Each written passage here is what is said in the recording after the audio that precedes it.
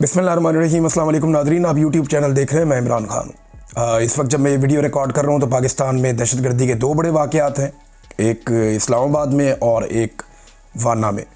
इस्लामाबाद का जो judicial complex है उसके बाहर दहशतगर्दी हुई है और धमाका हुआ। उसके नतीजे में जो अब तक की इतलात हैं उनके मुताबिक 12 अफराद जाँ बहक हो गए और ख्वाजा आसिफ ने फौरी तौर पर इस वाक़े को काबुल के साथ जोड़ा और जब उन्होंने बात की तो उन्होंने अफ़गानिस्तान को जो है वो इसके अंदर शामिल किया।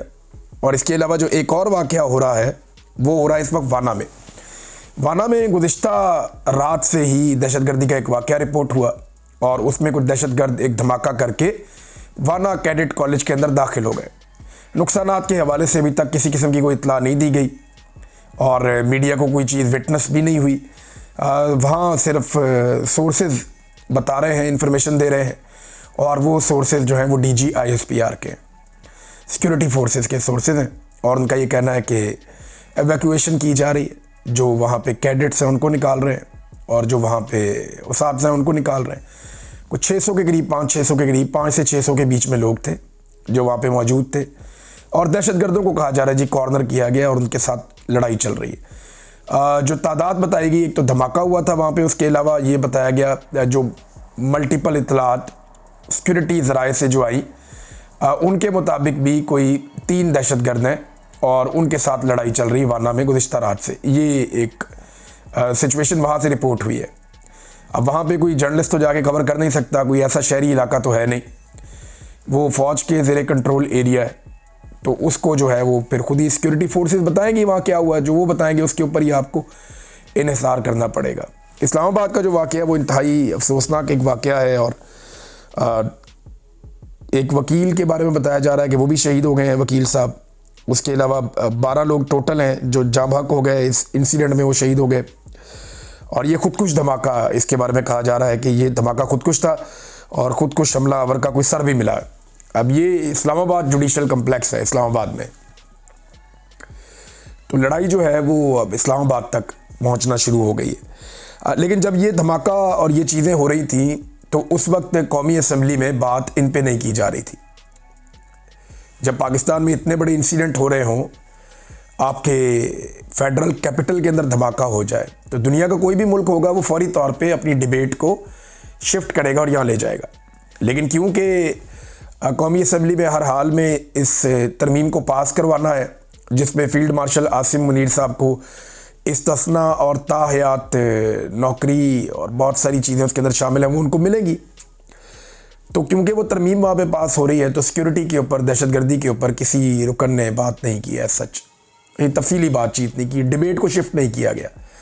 हत्ता कि ये काम इतना ज़रूरी है, एक्सटेंशन, इस्तिस्ना, मुराद, सारी ज़िंदगी, ताहयाती, ये चीज़ें इतनी ज़रूरी हैं कि अज़ान की आवाज़ आई और नमाज का वक्फ़ा भी नहीं किया गया। ये नॉर्मली ऐसा होता नहीं है। कभी असम्बली में अज़ान की आवाज़ आती है तो फ़ौरन कहते हैं जी अब नमाज का वक्फ़ा करना है, लेकिन ये काम शायद ज़्यादा ज़रूरी है तो इस काम को जारी रखा गया। दूसरा, जो लोग दावा कर रहे हैं वो बार बार कहते हैं जी इरफान सिद्दीकी साहब के साथ भी बड़ी ज़्यादती की गई है। एक लंबी वफ़ादारी है उनकी, लेकिन उसके बावजूद कल सेनेट का इजलास मुलतवी नहीं किया गया।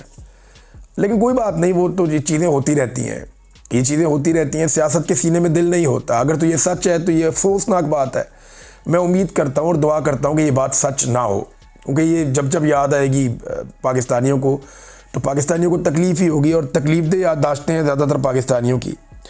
2022 में नाज़रीन मुराद सईद ने और बहुत सारे और लोगों ने चिल्ला चिल्ला कर ये बताया था कि दहशतगर्दों को पाकिस्तान मत लाइए, लेकिन कुछ जर्नलों को इस बात का बड़ा शौक़ था, आर्मी चीफ को बड़ा शौक़ था, फिर PDM की सरकार भी इसीलिए बनाई गई, तो इन सब ने मिलकर दहशतगर्दों को पाकिस्तान के अंदर दाखिल किया।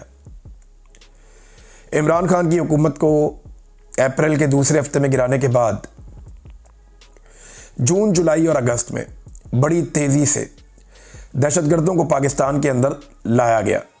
उन्हें पाकिस्तान के अंदर लाकर सेटल किया गया। बहुत एहतजाज हुआ, अवाम ने बहुत शोर मचाया, लेकिन क्योंकि जर्नैलों की पॉलिसी थी वो ये करते रहे और अब पूरा पाकिस्तान भुगत रहा है।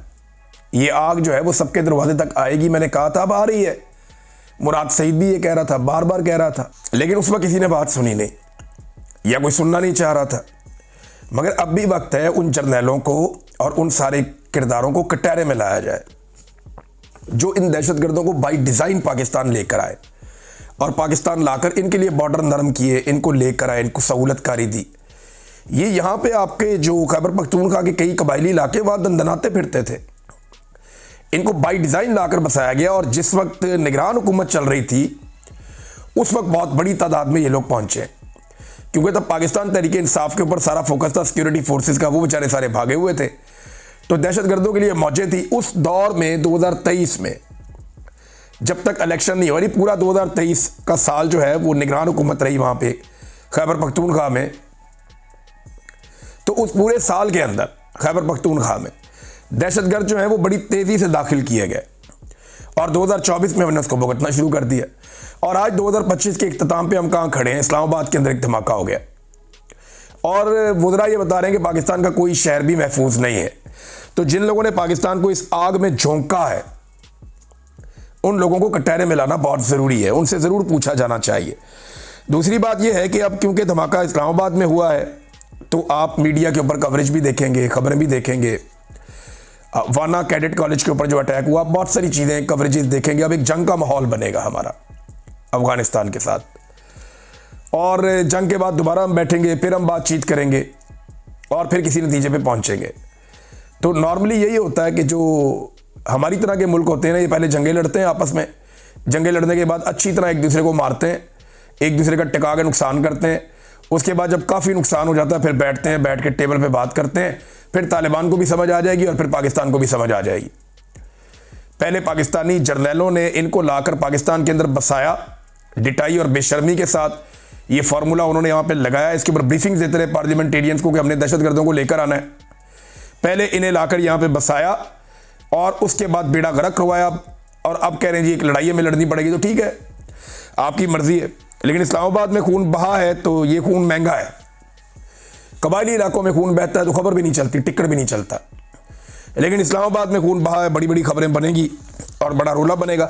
इंडिया के साथ भी आपके हालात जो हैं वो ख़राब हो सकते हैं। अब उसकी वजह यह है कि वहाँ पे भी एक धमाका हुआ है। इंडिया में आपने बड़ी मशहूर एक इमारत का नाम सुना होगा, दिल्ली लाल किला। तो लाल किला के करीब, यानी वहाँ जहाँ धमाका हुआ वहाँ से लाल किला करीब है, बिल्कुल सामने। तो वहाँ पे एक कार बम धमाका हुआ है कल, और वो जो कार बम धमाका हुआ उसके अंदर इंडिया में 8 लोग वहाँ पे मारे गए और बहुत बड़ी तादाद में लोग ज़ख्मी हो गए। धमाके की शिद्दत बहुत ज़्यादा थी वहाँ पे, और वहाँ का जो मीडिया रिपोर्ट कर रहा है, वहाँ की जो गवर्नमेंट कह रही है, वो भी इसके ऊपर इन्वेस्टिगेशंस कर रहे हैं, और वो ये कह रहे हैं जी हम इन दहशतगर्दों के पीछे आएंगे। तो लाजमी बात है, जैसे पाकिस्तान हर चीज़ का इल्ज़ाम हम अफ़गानिस्तान पर डालते हैं क्योंकि वो हमसे कमज़ोर है, तो इंडिया भी हम उससे छोटा मुल्क है, वो इल्ज़ाम हम पे ही डालेगा और किस पे डालेगा। अब इंडिया इल्ज़ाम उठा के कहीं यूरोप में तो नहीं ले जाएगा, वो हम पे ही डालेगा, चाहे उसकी अपनी नाअहली हो, चाहे उसकी अपनी नालायकी हो, लेकिन इंडिया इल्ज़ाम पाकिस्तान पे डालेगा। तो अब तक के लिए इतना ही, अपना ख्याल रखिएगा, अपने चैनल का भी। अल्लाह हाफ़िज़।